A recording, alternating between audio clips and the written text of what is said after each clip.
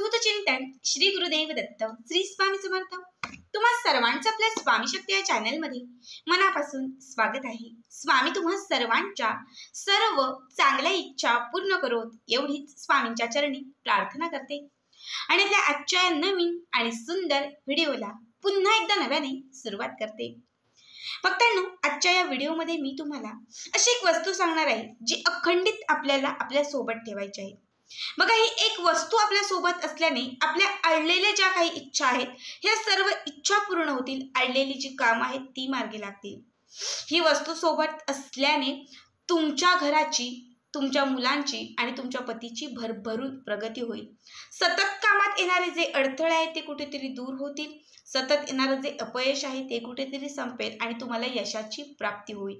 जर तुमच्या कुंडलीमध्ये कुठलेही ग्रह जर अस्थिर झालेले असतील, या अस्थिर ग्रहांचा जर तुम्हाला काही त्रास होत असेल, ही एक वस्तू सोबत ठेवल्याने सर्व ग्रह जे आहेत ते तुम्हाला अनुकूल ठरतील। तुमच्या कुंडलीतील जे ग्रह आहेत ते स्थिर होतील, ज्यामुळे तुमच्या जीवनामध्ये सुख, समृद्धी, ऐश्वर्य ह्या सगळ्यांची प्राप्ती होईल। बघा, खूप कर्ज झालेलं असेल तर ते कर्ज कुठेतरी कमी होईल। घरातील एखाद्या व्यक्तीचा विवाह जमत नसेल तर घरातील त्या व्यक्तीचा विवाह जमेल। फक्त ही वस्तू सोबत ठेवल्याने किंवा ही वस्तू तुमच्या सोबत असल्याने तुमच्या घराची, तुमच्या मुलांची, तुमच्या पतीची भरभरून प्रगती होईल। बघा, उपाय अत्यंत महत्त्वाचा आहे। ज्यांच्याही आयुष्यामध्ये सतत संकटे, अडथळे येत आहेत, काही केल्या नशिबाची साथ मिळत नाहीये, काही केल्या कितीही कष्ट केले तरी लक्ष्मीची प्राप्ती होत नाहीये, घरामध्ये पैसाच येत नाहीये, पैसा आला असतो तो टिकतच नाहीये।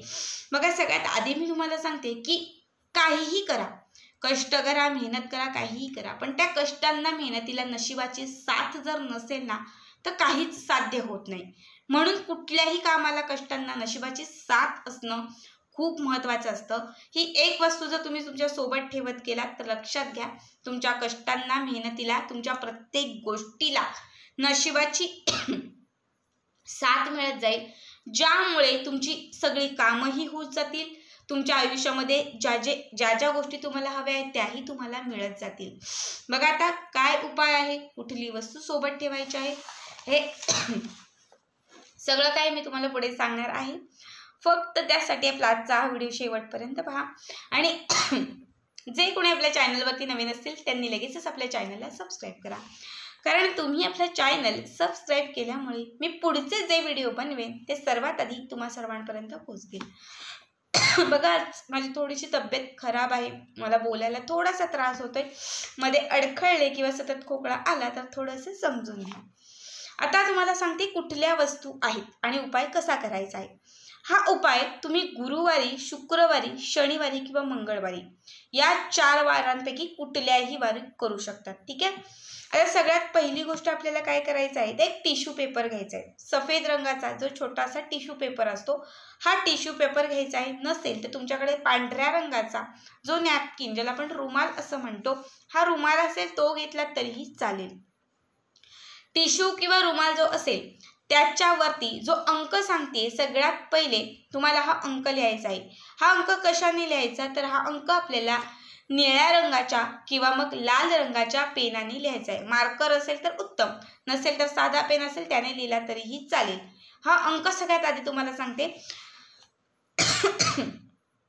पहिला अंक तुम्हाला त्या टिश्यू पेपरवरती किंवा त्या रुमालावरती लिहायचा आहे 8, ज्याला आपण 8 असं म्हणतो। 8 1 7 2 8172 8172 हे 4 अंक तुम्हाला थोडे डॅश डॅश करून लिहायचे आहेत। आता समजा 8 असा लिहिला की थोडासा स्पेस द्या, पुन्हा 1 लिहा, थोडासा स्पेस द्या, पुन्हा 7 आणि पुन्हा 2, अशा पद्धतीने थोडे लांब लांब, ॲक्च्युली दिसत नाहीत व्यवस्थित, थोडे लांब लांब जातील अशा पद्धतीने तुम्हाला हे आकडे त्या नॅपकिनवरती किंवा त्या टिश्यू पेपरवरती लिहायचे आहेत। बघा, हा प्रत्येक आकडा तुमच्या ग्रहांशी निगडीत आहे। हे 4ही आकडे जे आहेत हे नवग्रहांशी निगडीत आहेत। हा आकडा लिहिल्यामुळे किंवा हा अंक लिहिल्याने तुमचे जे ग्रह अस्थिर होते, जे ग्रह तुम्हाला सतत त्रास देत होते, ज्यामुळे सतत कामांमध्ये अडथळे येत होते, प्रत्येक गोष्टीत अडथळे आणत होते, ते ग्रह स्थिर होतील। हे ग्रह स्थिर होण्यासाठी हा अंक अत्यंत महत्त्वाचा आहे, 8172 8172 हा नंबर लिहून झाला की त्यानंतर यामध्ये आपल्याला एक लसणाची पाकळी ठेवायची आहे। जे अख्खं लसूण आपण भाजीत वगैरे वापरतो, हेच अख्खं लसूण, त्यातील फक्त एक पाकळी, फक्त एवढंच लक्षात ठेवा की ती पाकळी सोललेली नसावी. व्यवस्थित अख्खी असणारी जी लसणाची पाकळी असते ही तुम्हाला त्या रुमालात किंवा टिश्यू पेपरवरती ठेवायची आहे. आणि त्यासोबत तुम्हाला 7 अख्ख्या मुगाचे दाणे ठेवायचे. अख्खे जे मूग असतात या अख्ख्या मुगाचे 7 दाणे तुम्हाला ठेवायचे. बघा, या दोनही गोष्टी तुम्ही त्याच्यामध्ये ठेवल्या रुमालामध्ये किंवा टिश्यू पेपरमध्ये की त्याची एक चांगली घट्ट घडी करायची आहे. जसं आपण खाऊची पुडी करतो तसं रुमालात ठेवलं असेल तर एक गाठ मारा आणि टिश्यू पेपरमध्ये ठेवलं असेल तर खाऊची जशी पुडी बनवतो तशी पुडी बनवा. आता काय करायचं, ज्या दिवशी तुम्ही हा उपाय कराल, सकाळ दुपार संध्याकाळ, देवघराच्या समोर बसूनच तुम्हाला हे सगळं करायचं आहे, त्या कागदामध्ये किंवा त्या कापडामध्ये बांधून. आणि तुमच्या देवघरामध्ये जिथे जागा असेल त्या ठिकाणी ही पुडी किंवा हा जो पेपर आहे, म्हणजे ही पुडी किंवा ही जी पोटली आहे ती तुम्हाला तिथे ठेवून द्यायची आहे. 3 अगरबत्त्या घ्यायच्या आहेत, अगरबत्त्या प्रज्वलित करायच्या आहेत आणि 3ही अगरबत्त्या तुम्हाला त्या पोटलीला किंवा त्या पुडीला ओवाळायच्या आहेत. त्यानंतर तुम्हाला तुमची इच्छा, मनोकामना, अडलेलं काम जे असेल पतीसाठी, मुलांसाठी, तुमच्यासाठी, ते सगळं तिथं पूर्ण होण्यासाठी प्रार्थना करायची आहे. हे करून झालं की त्यानंतर ती पुडी तिथून उचलायची आहे आणि स्वतःच्या सोबत ठेवायची आहे. जेव्हाही तुम्ही कामासाठी बाहेर पडाल ती तुमच्या खिशात, पर्समध्ये ठेवून द्यायची.